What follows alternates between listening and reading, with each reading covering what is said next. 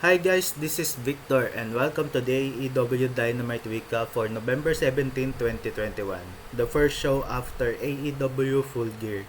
So we're gonna celebrate Adam Page's AEW Championship title win.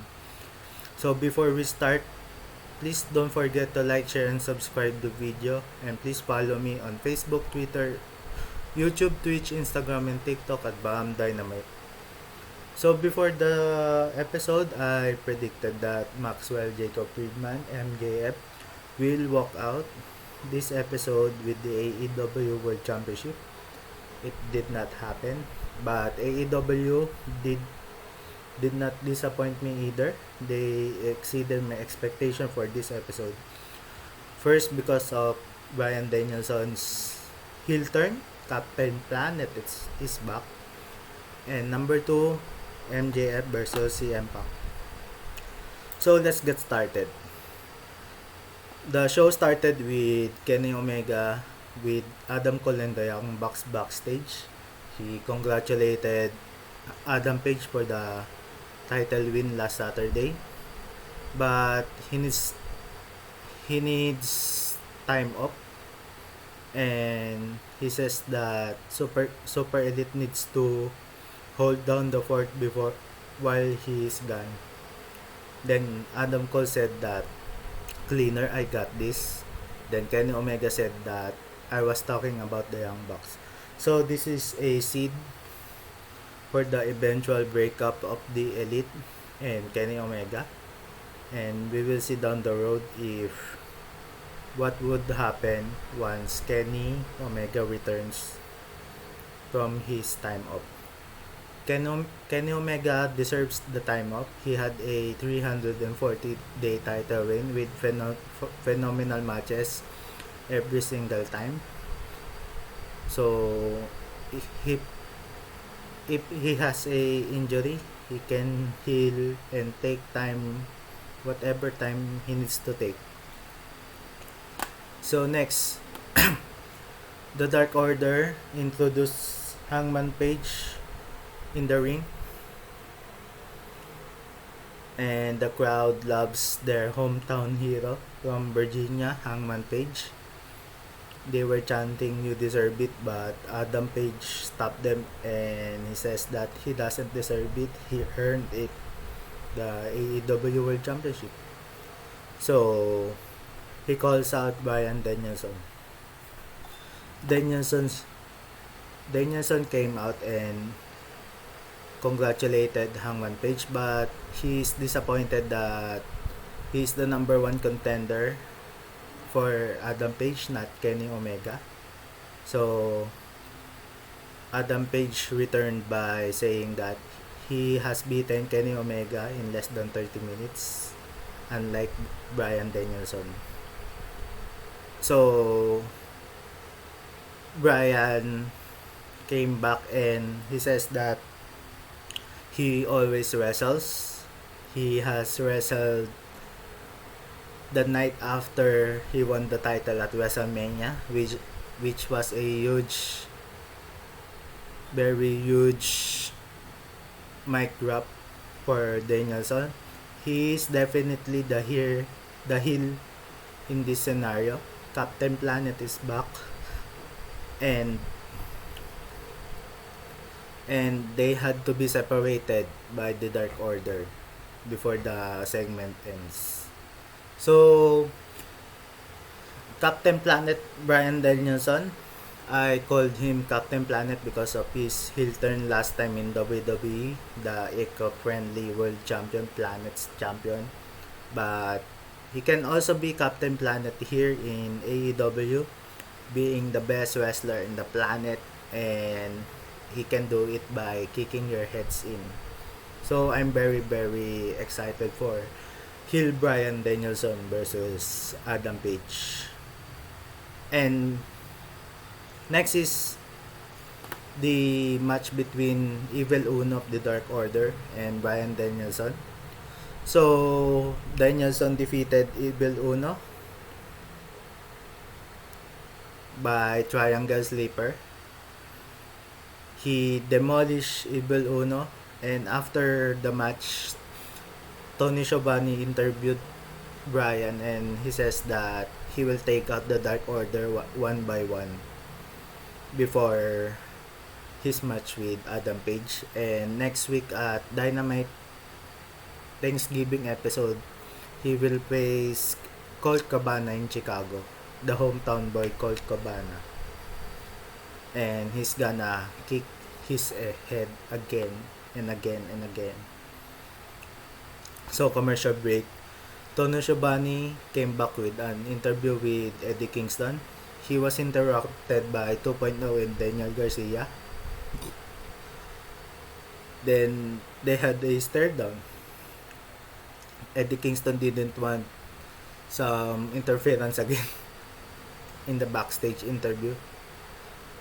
I don't know if Eddie Kingston is a heel, but I think he's a babyface due to the 2.0 and Daniel Garcia interrupted him. So, the very mesmerizing character of Eddie Kingston continues. So, next is a match between Orange Cassidy and his Chaos teammate from New Japan Pro Wrestling, Tomohiro Ishii, defeated the Butcher and the Blade. So, contrasting styles yung Orange Cassidy tsaka Tomohiro Ishii. But they managed to win with Ishii pinning the Blade with a delayed brainbuster. So, nice debut for Ishii.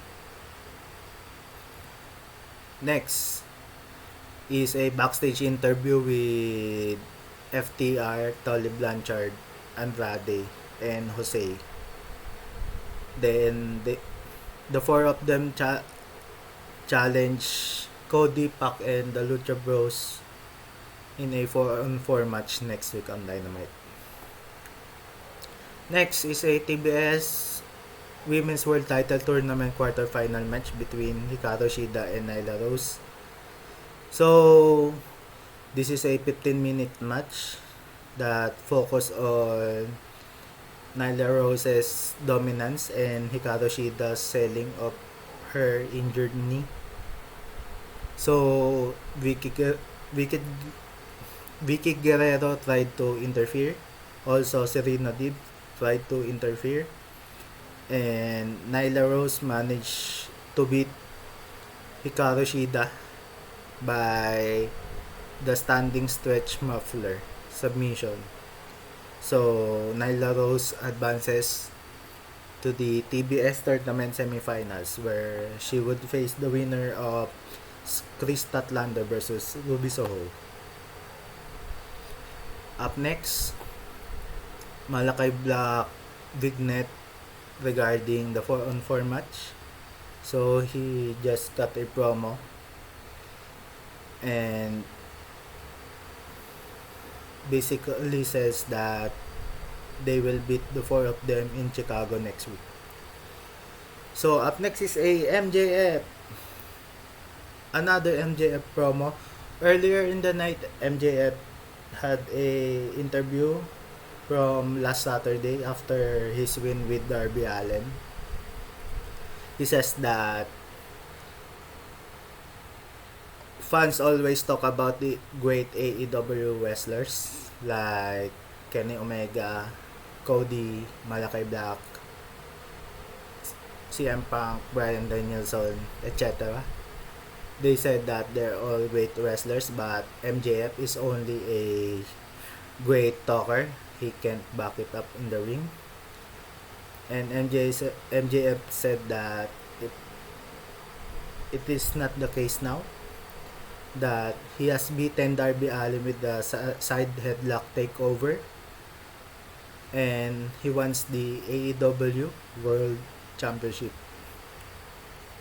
So once MJF came out to the ring with Shawn Spears and Wardlow,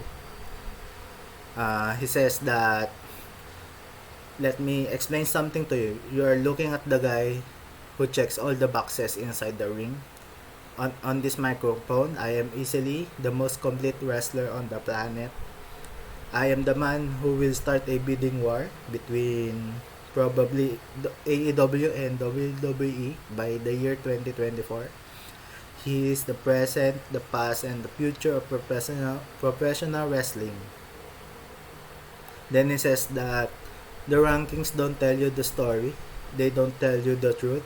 You you know deep down that I deserve to be the next AEW World Champion.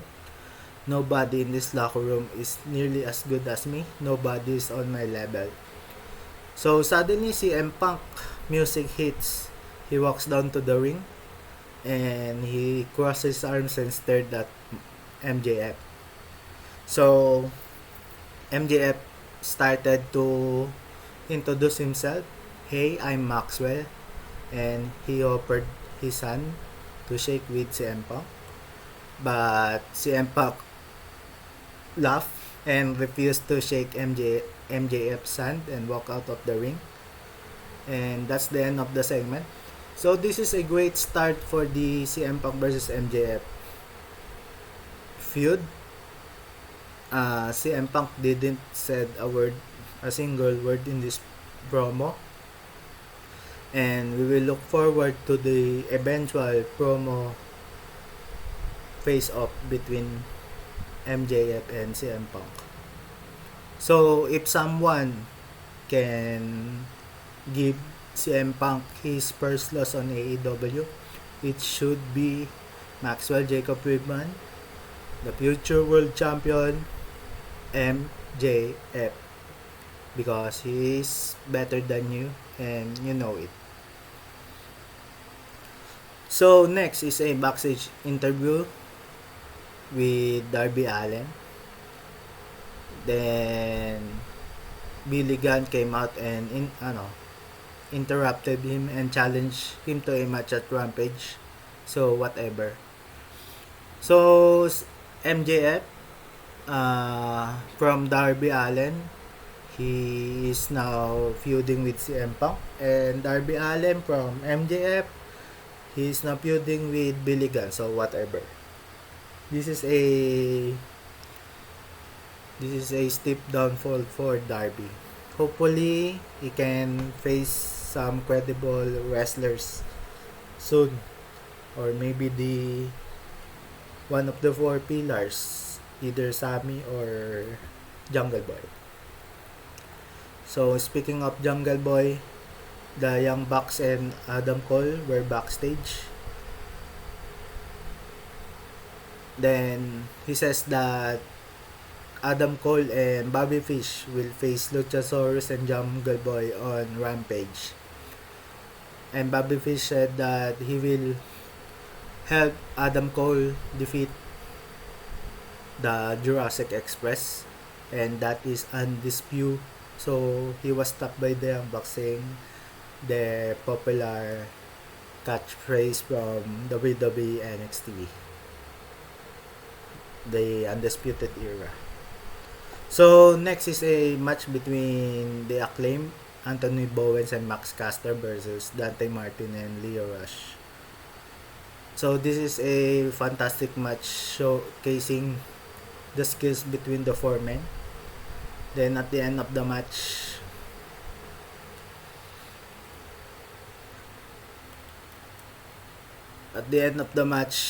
Lio Rush took the win with a frog splash over Anthony Bowens.